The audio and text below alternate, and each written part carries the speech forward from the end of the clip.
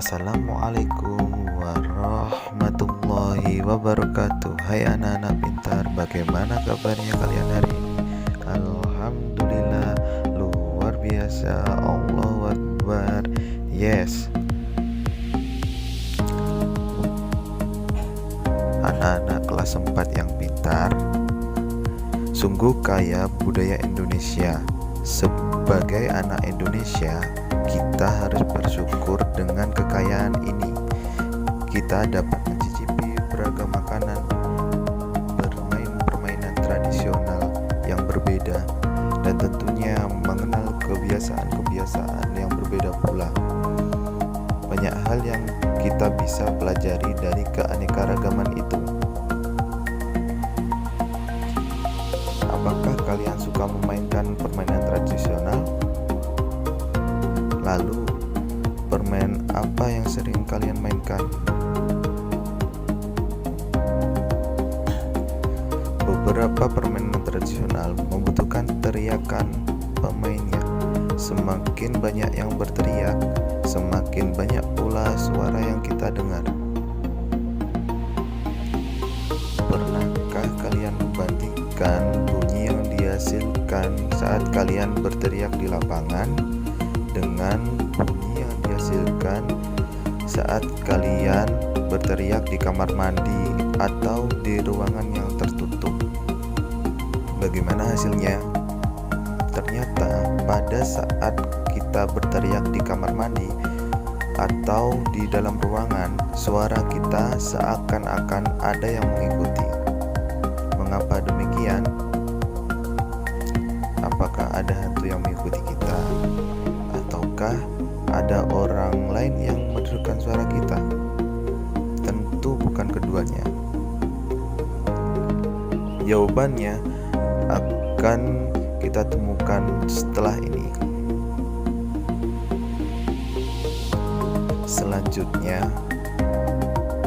kalian perhatikan kedua anak yang ada di gambar berikut. Kegiatan apa yang dilakukan oleh keduanya? Ya, betul, mereka sedang memainkan gendang. Gendang bisa kita temui di banyak wilayah di Indonesia. Pernahkah kamu memperhatikan bagaimana bunyi pada gendang? Gendang dapat berbunyi jika kulit gendang dipukul. Saat dipukul, kulit gendang bergetar. Getaran ini menghasilkan bunyi. Bunyi tersebut masuk ke sebuah rongga yang terdapat di bawah kulit. Bentuk rongga mempengaruhi bunyi yang dihasilkan. Makin kecil dan panjang rongga pada gendang, makin nyaring bunyi yang dihasilkan.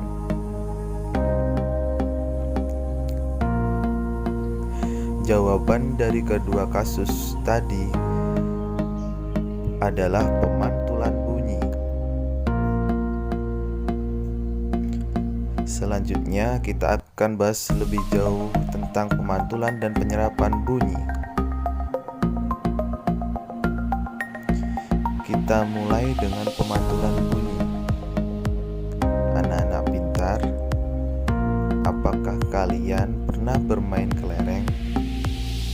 Sebuah kelereng yang kita lempar ke dinding yang keras akan mengalami pemantulan. Demikian juga dengan bunyi.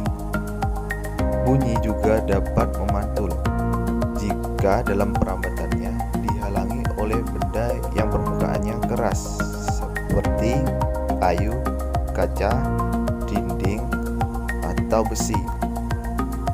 Jadi, ketika sumber bunyi menghasilkan bunyi, kemudian bunyi tersebut merambat melalui media rambat bunyi seperti udara, kemudian di salah satu sisi perambatannya terhalangi oleh benda yang permukaannya keras seperti kayu atau tembok, maka bunyi tersebut akan dipantulkan, menghasilkan gema dan juga gaung. Lalu, bagaimana dengan penyerapan bunyi? Selain dapat dipantulkan, bunyi itu dapat juga diserap. Benda-benda yang dapat menyerap bunyi adalah benda yang permukaannya lunak. Benda yang demikian disebut peredam bunyi.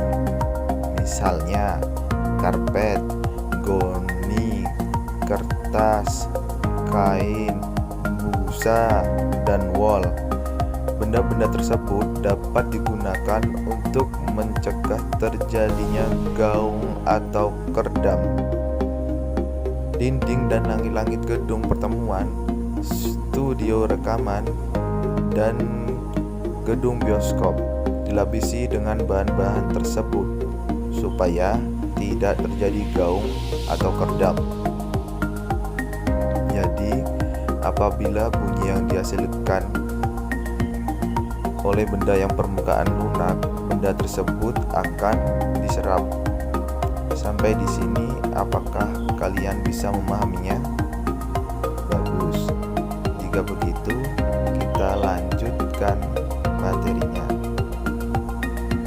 Berikutnya, kita kenali macam-macam bunyi pantul.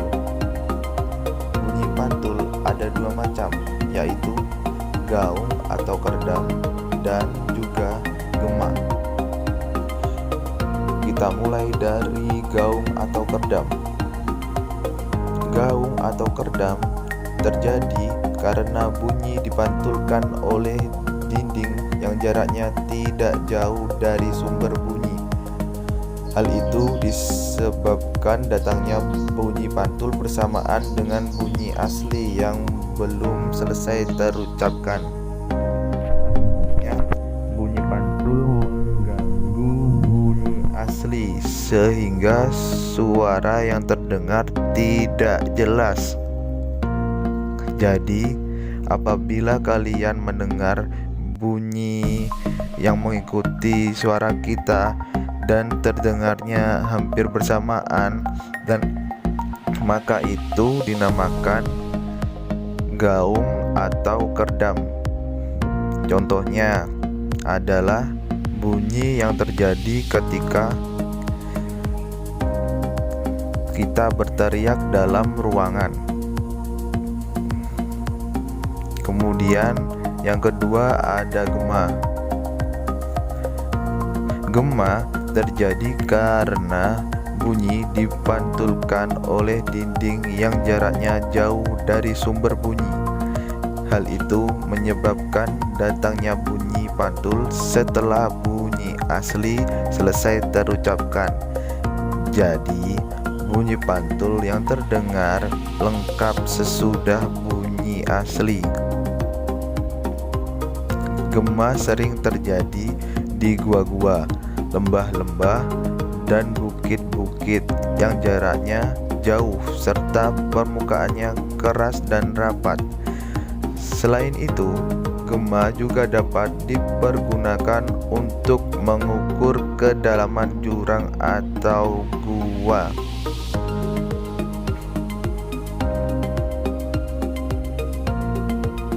Anak-anak pintar, untuk lebih menguatkan informasi yang kita dapatkan, silahkan kalian lakukan proyek berikut ini. Pertama, ambil beberapa botol atau alat lainnya yang menghasilkan bunyi seperti ember, gelas, atau kaleng.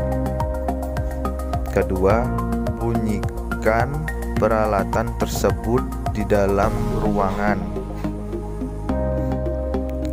Ketiga, bunyikan peralatan tersebut di luar ruangan. Dan yang keempat, catat hasilnya dan bandingkan. Demikian materi yang bisa Bapak sampaikan. Kurang lebihnya Bapak mohon maaf.